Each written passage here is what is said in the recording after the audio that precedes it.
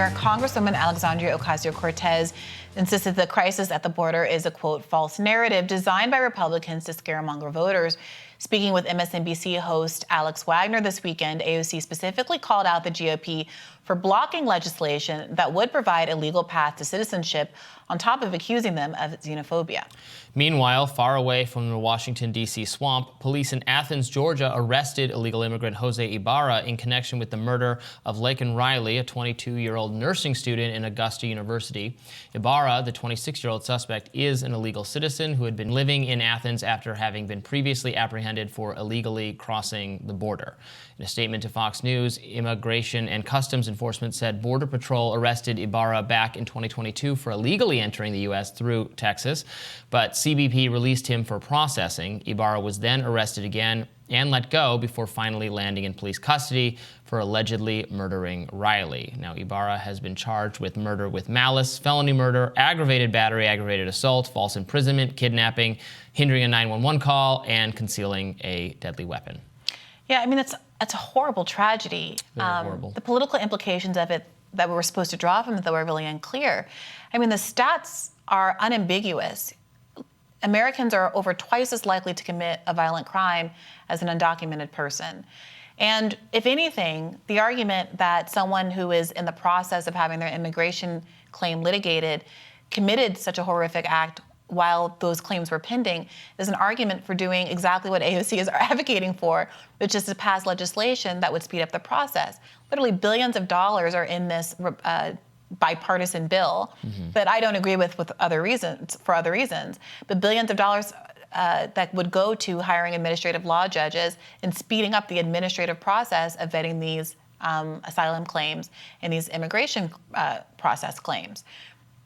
Republicans oppose that, which in effect, unless you think that Donald Trump is going to be successful this time around in a way that he wasn't last time and do what he has recently said he wants to do, which is to use local police departments to start knocking on doors and going into communities and rounding people up and sending them back, you're just prolonging the inevitability of more undocumented people being in America without a final resolution of their immigration claims.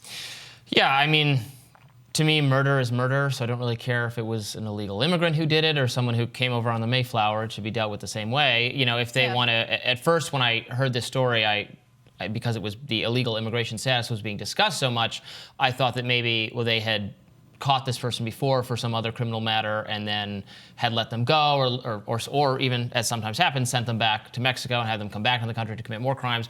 That doesn't seem to be the case here. The underlying crime was just the immigration issue, again, which needs to be fixed.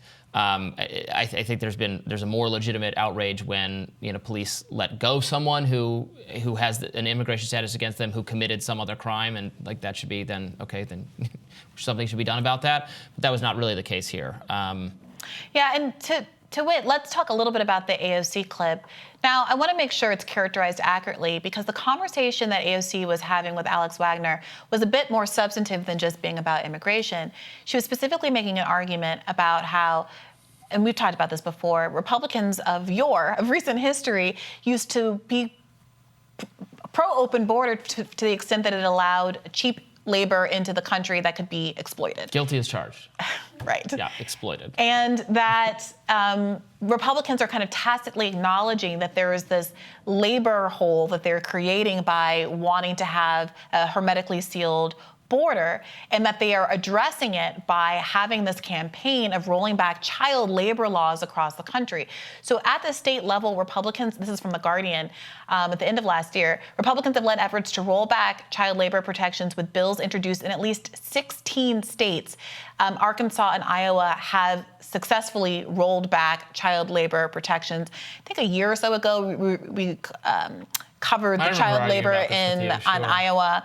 And I understand that you have your feelings about this that are perhaps informed by your libertarian perspective, but most Americans believe that the child labor laws that were put into effect at the beginning of the last century were a good idea. And that especially these kind of dangerous jobs in slaughterhouses should not be done by children, especially when they are being put in that position to accommodate for a labor hole that is only being created because Republicans want to run on immigration instead of processing immigration claims more quickly and allowing people that are more able to consent to doing adult labor and more able to do that labor because they are adults, could be potentially in those positions. Not that they should be exploited in those positions or paid unfairly, but that they are better suited just as a matter of principle to those positions. I mean, I am for letting immigrants come to the country to work for just the reason you said, the reasons Republicans used to support, because we want people to, if people are willing to come here and work really hard and build houses and supply us with food and do everything we need for our economy to function, that's great. They want to do that. We want to offer them the jobs. That's fine. I don't think the government should get in the way.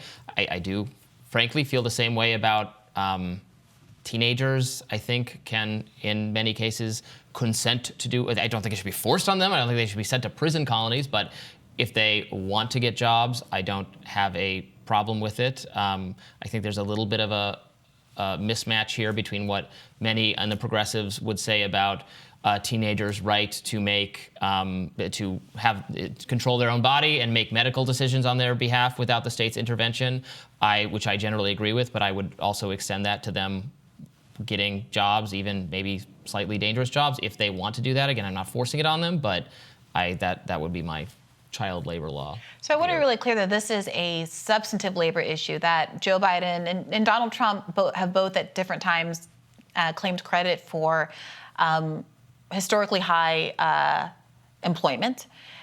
But politicians oftentimes behind closed doors are not so wild about that because of what the implications are for labor power. The higher employment is, the less able employers are to deny benefits, pay raises, and the like. They can't just find a whole bunch of people who are unemployed sitting around to fill in when they fire the people who are demanding more for their labor. And that's what's going on here. So if you are a working person, understand that the dynamics that are afoot is that if you are no longer able to be pushed out because of the cheap immigrant labor, there has to be a new source of cheap labor that can undermine your labor solidarity, your ability to agitate for better pensions, better pay, better benefits, those kinds of things. And that's where this effort to roll back child labor laws are coming from. So even if you do have a kind of right-centered perspective that a kid should be able to do what they want to do, regardless of our laws about truancy or the need for an education and things like that, remember that the reason that Republicans are pushing for this is not because they woke up one day and said, gosh, I really think that my 11-year-old should be allowed to work in a slaughterhouse because that's freedom. It's because they woke up one day and said, I have these corporate donors who are frustrated that they don't have as much control over the labor market as they once did. And so we got to figure out a way to soften it up a little bit. 11-year-old seems like a little young for the slaughterhouse. I don't know that that's what the age limit was remember, put in place. But in February, the Labor Department, this is from a write-up last year in Vox. In February, the Labor Department reported findings from 14 separate child labor investigations, including one that found Packers Sanitation Services, Inc. had been illegally employing over 100 teens between the ages of 13 and 17. So I don't know, maybe is 13 okay? 11 is your line, but is 13 okay? Or does that also strike you as But that's not the inappropriate? Right, that is illegal, and they went after them for that. That was a meat packer. It's not the bills that you mentioned in Arkansas and somewhere else. And Iowa is one of the places where they have these they've successfully implemented bills to make it easier for teenagers to work longer hours and work in some of these dangerous contexts. I think that's probably fine. A Labor Department announced that it found 2 10-year-olds working in a McDonald's in Louisville, Kentucky.